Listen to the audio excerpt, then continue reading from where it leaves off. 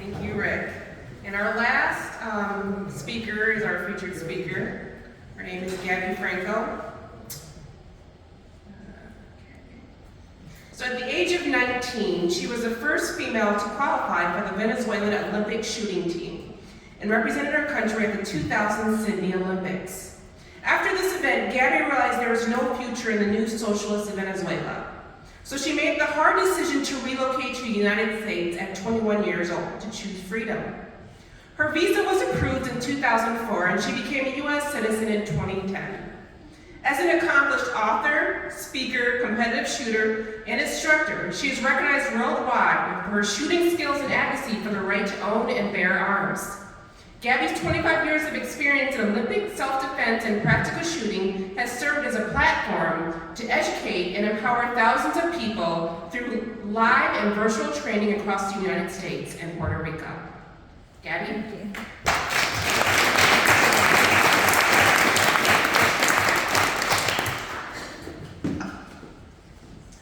Good evening, everyone. It is my pleasure and my honor to be here with you, supporting the DC Project, a great organization that have wonderful people that are in the front lines, testifying and voicing and sharing their voice to protect our Second Amendment rights.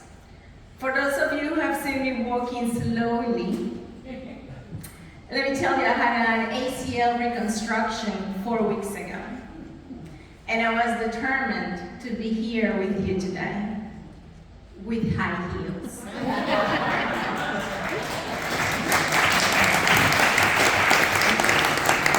I committed to defying the odds from the day I chose to have this major surgery, armed with faith, determination, and the support of my loved ones. My initial progress was remarkable. I was already walking without crutches on day 2, and by day 14, I was already walking at home without my knee brace. But last weekend, only 3 weeks after my surgery, I decided to push a little bit more at the gym. I did 15 minutes in the rower, 20 minutes on the bike to work on my range of motion. And on Sunday night, I finished off with walking up and down stairs several times. What could go wrong, right? The next day, my knee looked like a balloon when I showed up to physical therapy. While I was surprisingly not in pain, I thought I had done something wrong. Maybe I ruined my surgery. The physical therapist asked me to lie on my tummy and grab my leg. She forced my knee to bend for what it felt like an eternity. All I did was breathe in and breathe out, as fast and sometimes as hard as she continued pushing on my leg, intensifying my pain. Every day since last Monday, I gradually embraced discomfort and accepted the pain that comes with improving range of motion, especially to be with you tonight. You see, the problem is not doing too much. The problem is not doing enough of what matters.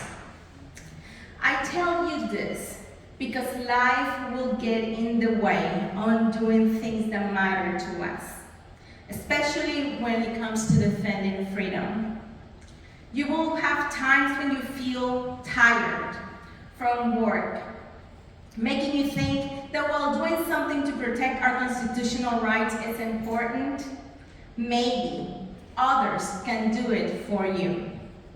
Sometimes it's not like you're too tired or you have much work, but you're concerned about speaking about our Second Amendment rights and firmly pushing against gun control as we all face the atrocities committed with firearms by evil individuals.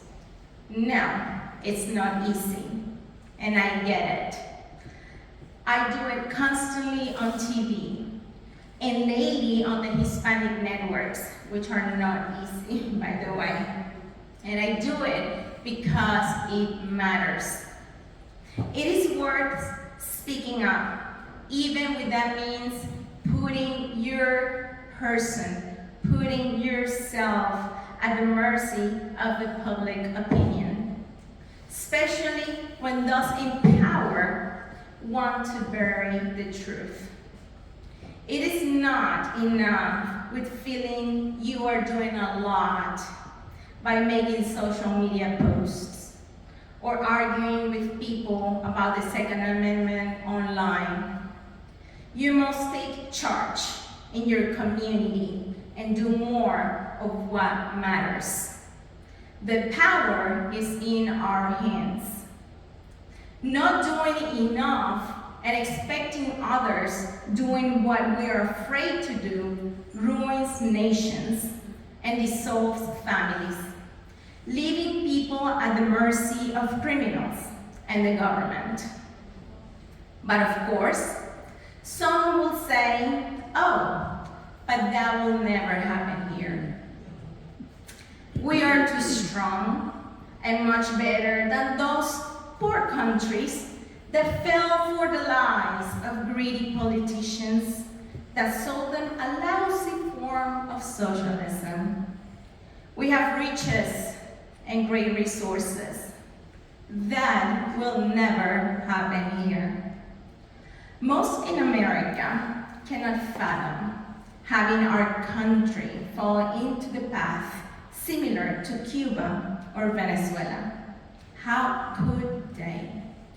Most Americans have never experienced having the government use firearms and tanks against its own people, especially those who oppose the government. If they did, they would emphatically say, stop. Take your socialism and your gun control away from us. You cannot fool us. The power to save your community from socialism and gun control is in our hands. Venezuela, my home country, has the world's largest oil reserves in the world and was the region's wealthiest country before Hugo Chavez got into power, promoting 21st century socialism. Just like most Americans today, most Venezuelans couldn't imagine that one day this new form of socialism, which was different than all failed socialisms from the past, would make Venezuela one of the most dangerous countries with the most expensive gas in the world, among many other things.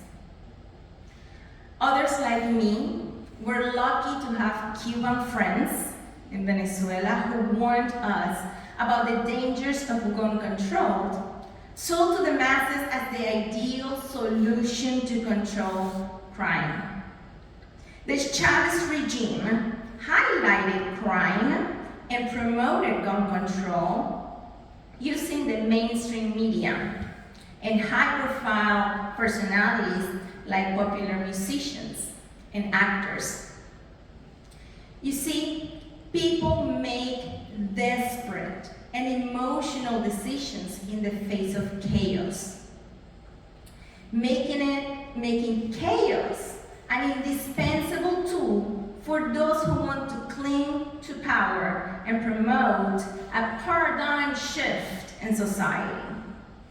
Simply put, chaos like mass murders, riots, violent protests, and pandemics, to make a few, make people react, relinquishing their power to leaders in government who gladly take that opportunity to gain more control over the people. The socialist government's small changes only affected law-abiding citizens. Venezuelans who followed the law, fearing going to jail. They consistently made it more difficult for the average citizen to own firearms. Let me be clear, gun ownership in Venezuela was not a right, was perceived as a privilege, making it easy for the socialist regime to promote and implement gun control.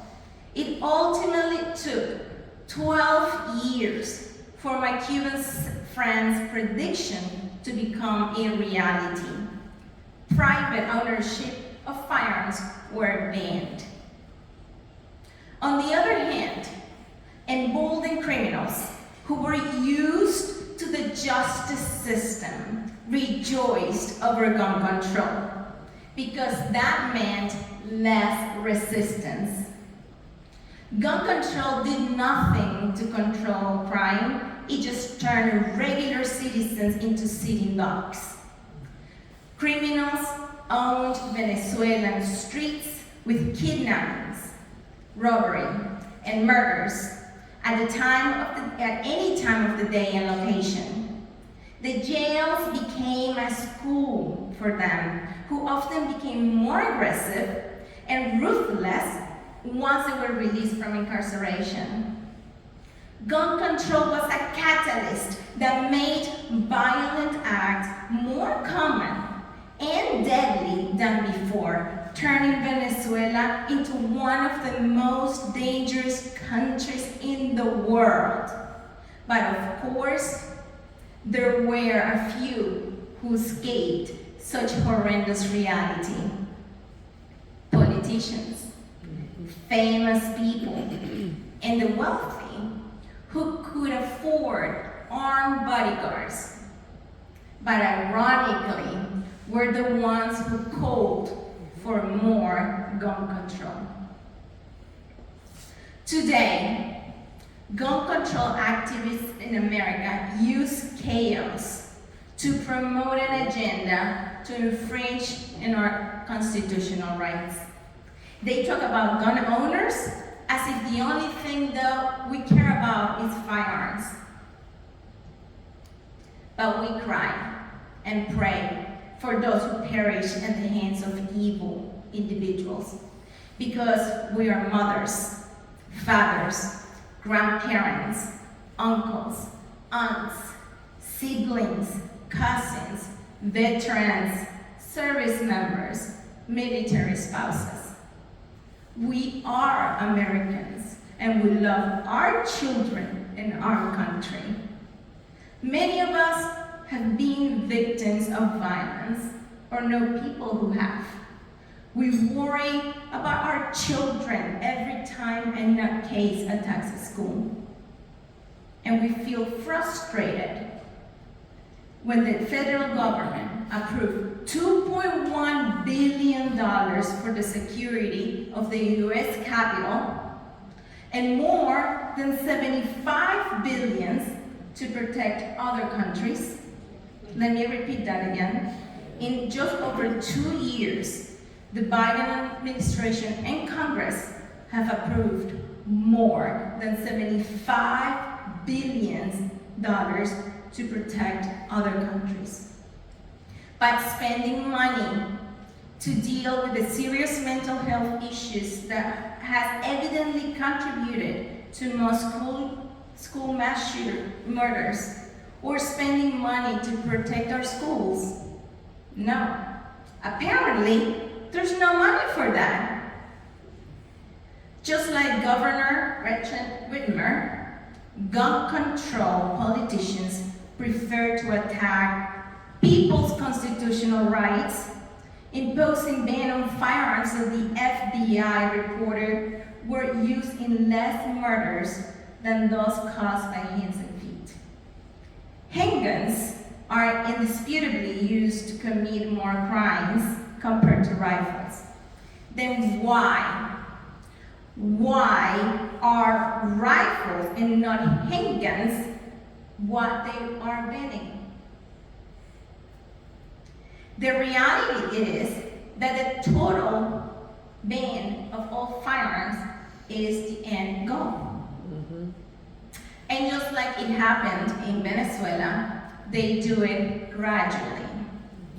To solidify the paradigm shift in America that would go against the Second Amendment of the Constitution. The power to protect the Constitution is in our hands. Albert Bandura, a renowned Canadian psychologist, explained, and I recommend you to read this article in its entirety. In his article, Applying Theory for Human Betterment, how the mainstream media can use social cognitive theory to change social behavior worldwide. While it can be used for good causes, it can also be used to ruin nations.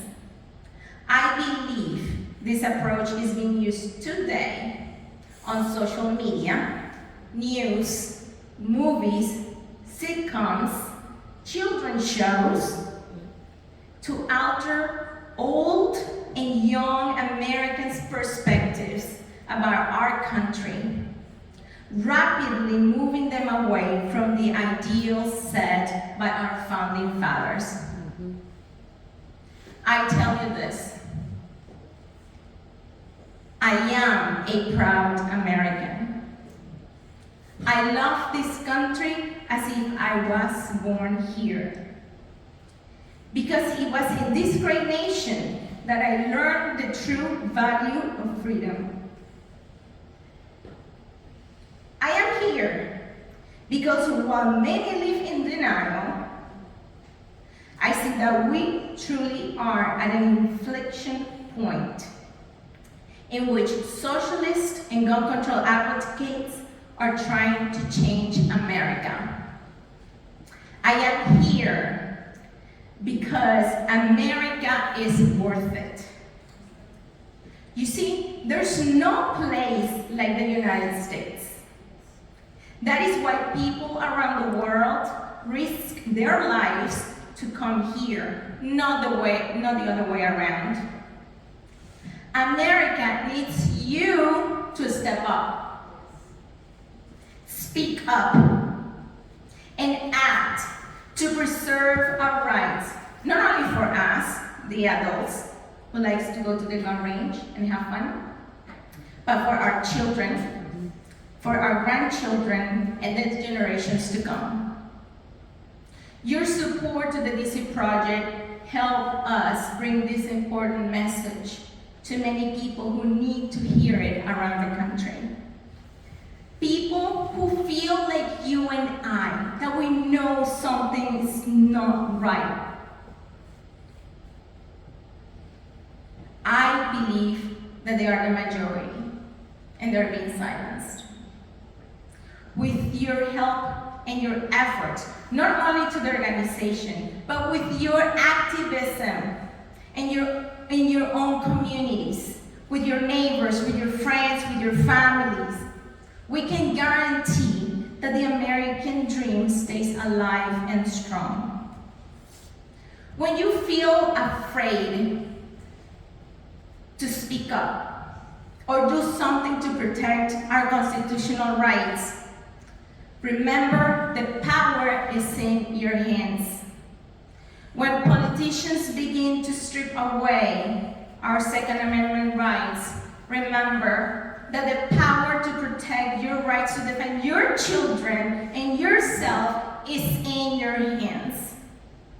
When they tell you they want to redistribute wealth and prohibit you from owning firearms, remember that the power to save your community and our country from socialism and gun control is in your hands. Ultimately, remember that the power to protect our Constitution is in your hands. I love America.